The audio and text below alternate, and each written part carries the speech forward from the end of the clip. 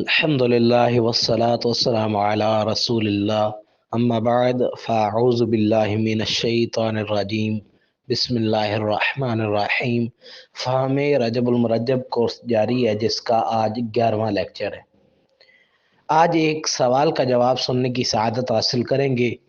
سوال یہ ہے کہ معراج شریف کا انکار کرنا کیسا؟ جو شخص معراج شریف کا انکار کرتا ہے اس پہ کیا حکم لگتا ہے؟ اس سوال کے جواب میں سب سے پہلے یہ چیز یاد رکھیے کہ سفر معراج کے 3 حصے علماء نے کیے ہیں۔ نمبر 1 اسرا، نمبر 2 معراج، نمبر 3 عروج، اس کو اعراج بھی کہتے ہیں۔ 3 حصے اسرا، معراج اور عروج۔ سب سے پہلا جو حصہ ہے اسرا، یہ قرآن پاک کی نص قطعی سے ثابت ہے۔ اللہ تعالیٰ قرآن مجید کے 15ویں سپارے کی سورہ بنی اسرائیل کی پہلی آیت میں ارشاد فرماتا ہے، بسم اللہ الرحمن الرحیم، سبحان الذی اسری بعبدہ لیلا من المسجد الحرام الی المسجد الاقصی، کہ پاکی ہے اس ذات کو جو راتوں رات اپنے بندے کو مسجد حرام سے مسجد اقصی تک لے گئی۔ اس حوالے سے صدر الافاضل علامہ نعیم الدین مراد آبادی رحمۃ اللہ تعالی علیہ فرماتے ہیں کہ 27ویں رجب کو معراج ہوئی۔ مکہ مکرمہ سے حضور پر نور صلی اللہ علیہ وسلم کا بیت المقدس تک شب کے چھوٹے حصے میں تشریف لے جانا نص قرآنی سے ثابت ہے، اس کا انکار کرنے والا کافر ہے۔ سب سے پہلی چیز کہ حضور نبی کریم صلی اللہ علیہ وسلم رات کے چھوٹے سے حصے میں مسجد حرام سے بیت المقدس تک گئے، اس کا انکار کرنے والا کافر ہے۔ اور اس سے آگے آسمانوں کی سیر کرنا اور منازل قرب میں پہنچنا، یہ احادیث صحیحہ سے ثابت ہے۔ احادیث صحیحہ معتمدہ مشہورہ سے ثابت ہے، اور یہ احادیث وہ ہیں کہ جو حد تواتر کے قریب تک پہنچی ہوئی ہیں۔ اس لیے اس کام کا انکار کرنے والا گمراہ ہے۔ یعنی ایک شخص جو کہتا ہے کہ حضور نبی کریم صلی اللہ علیہ وسلم نے آسمانوں کی سیر نہیں کی اور منازل قرب میں نہیں گئے، تو ایسا شخص گمراہ ہے۔ اب آتی ہے تیسری چیز، اور وہ یہ کہ حضور نبی کریم صلی اللہ علیہ وسلم نے سر کی آنکھوں سے اللہ تعالیٰ کا دیدار کیا اور عرش سے اوپر گئے۔ اس چیز کا انکار کرنے والا خاطی ہے، خطا کار ہے، اس پہ کفر کا یا گمراہیت کا فتویٰ نہیں ہے۔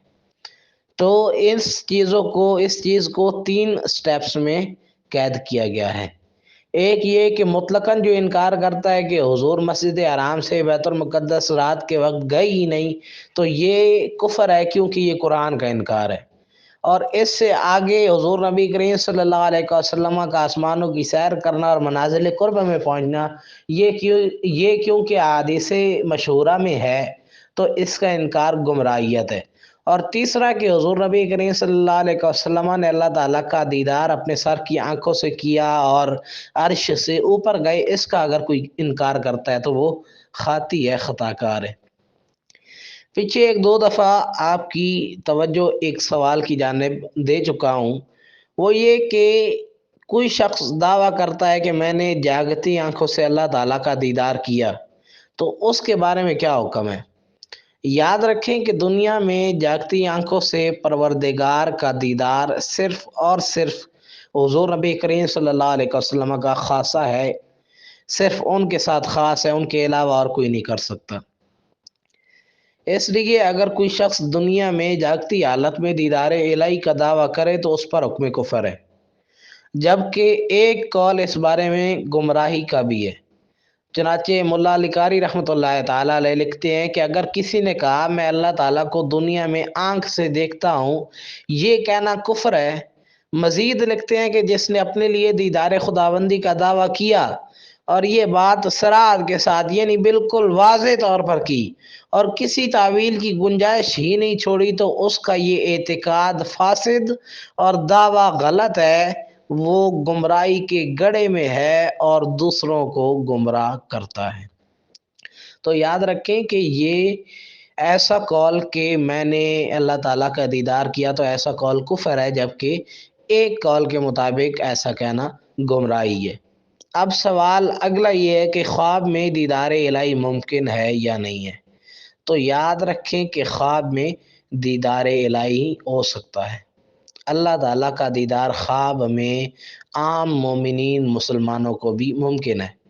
امام اعظم رحمۃ اللہ تعالیٰ علیہ، سیدنا امام ابو حنیفہ رحمۃ اللہ تعالیٰ علیہ، انہوں نے خواب میں 100 مرتبہ اللہ تعالیٰ کا دیدار کیا۔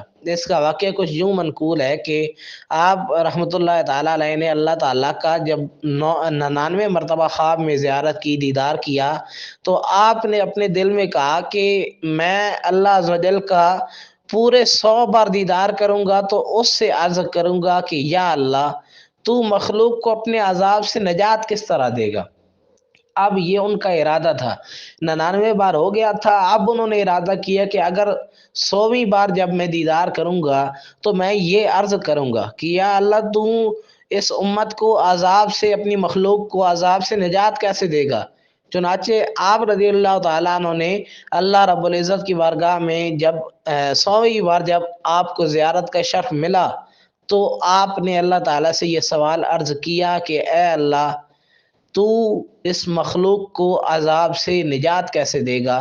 تو اللہ تعالیٰ نے اس کا پھر جواب بھی ارشاد فرمایا۔ اس لیے یاد رکھیں کہ خواب میں اللہ تعالیٰ کا دیدار ممکن ہے۔ اسی طرح ایک اور بزرگ ہیں، ان کا واقعہ رسالہ کشیریہ میں لکھا ہوا ہے کہ ان بزرگ کا نام حضرت سیدنا یحییٰ بن سعید قطان رضی اللہ تعالیٰ عنہ ہے۔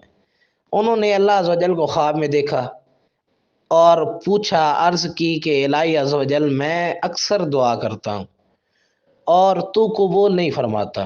یعنی کہ یہ رب تبارک و تعالیٰ سے سوال تھا ایک قسم کا کہ میں اکثر دعا کرتا ہوں تو اس دعا کو قبول نہیں فرماتا، اس کی کوئی وجہ یا ایسے اس قسم کا سوال تھا۔ تو اس کے جواب میں اللہ تعالیٰ کا ارشاد ہوا، حکم ہوا کہ اے یحییٰ، میں تیری آواز کو دوست رکھتا ہوں، یعنی کہ میں تیری آواز کو پسند کرتا ہوں، اس واسطے سے، اس وجہ سے تیری دعا کی قبولیت میں تاخیر کرتا ہوں، تیری دعا تاخیر سے قبول کرتا ہوں۔ تو یہ بھی ایک وجہ ہوتی ہے کہ اللہ تعالیٰ دعا قبول نہیں فرما رہا، تو یہ بھی ہے کہ اس کا کوئی نیک بندہ، پسندیدہ بندہ دعا کر رہا ہے جس کی آواز کو اللہ تعالیٰ پسند فرماتا ہے، تو دینے میں تھوڑی تاخیر ہوتی ہے تاکہ وہ بندہ بار بار مانگے۔ یہ آواز اللہ تعالیٰ کو پسند ہوتی ہے۔ تو آج کا سوال کہ معراج شریف کا انکار کرنا کیسا ہے، یہ ہم نے تفصیل سے جانا۔ اللہ تعالیٰ ہمیں ایسی بے ادبیوں سے، ایسی گستاخیوں سے بچنے کی توفیق عطا فرمائے۔ آمین بجاہ النبی الامین صلی اللہ تعالیٰ علیہ وسلم۔ السلام علیکم ورحمۃ اللہ۔